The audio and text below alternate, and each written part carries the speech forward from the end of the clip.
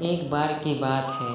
एक छोटा सा लड़का था जो अपनी माँ के साथ रहता था। वह लोग बहुत गरीब थे। लड़का बहुत सुंदर था और बेहद चालाक था। जैसे जैसे बड़ा होता गया वह और अधिक सुंदर हो और चालाक बनता गया, जबकि उसकी माँ शुरू से ही हमेशा उदास रहती थी। एक बार लड़के ने अपनी माँ से पूछा, माँ, तुम हमेशा उदास क्यों रहती हो? माँ ने जवाब दिया, बेटा, एक ज्योतिषी ने मुझे कहा था कि जिसके भी दांत तुम्हारे जैसे होंगे वह बहुत प्रसिद्ध होगा।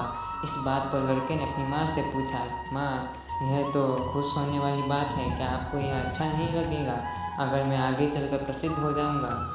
अरे बेटे, यदि किसी माँ का बेटा प्रसिद्ध हो तो किस तरह की माँ उसे पसंद नहीं करेगी। मैं तो उदास इस बात से रहती हूँ कि तू प्रसिद्ध होने के बाद मुझे भूल जाएगा। अपनी माँ की ये बात सुनकर वह लड़का रोने लगा। वह अपनी माँ के सामने थोड़ी ही दूरी पर खड़ा था। कुछ सोचने के बाद वह अपनी घर से बाहर की तरफ भागा। उसने बाहर से एक पत्थर का टुकड़ा उठाया और अपने सामने के 2 दांतों को तोड़ दिया। उसके मुंह से खून बहना शुरू हो गया। उसकी माँ बाहर निकल कर आई और वह देखकर चौंक गई कि उसने यह क्या किया। उसने पूछा, बेटा, तुमने ये क्या किया?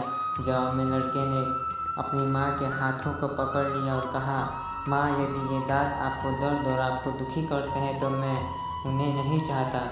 उनका मेरे लिए कोई फ़ायदा नहीं। मैं इन दांतों से प्रसिद्ध नहीं होना चाहता। मैं तो आपकी सेवा करके और आपके आशीर्वाद से मशहूर होना चाहता हूँ। दोस्तों, ये कहानी, ये लड़का और कोई नहीं बल्कि संसार का सबसे बड़ा राजनीतिज्ञ और कूटनीतिज्ञ महान चाणक्य जी थे। धन्यवाद।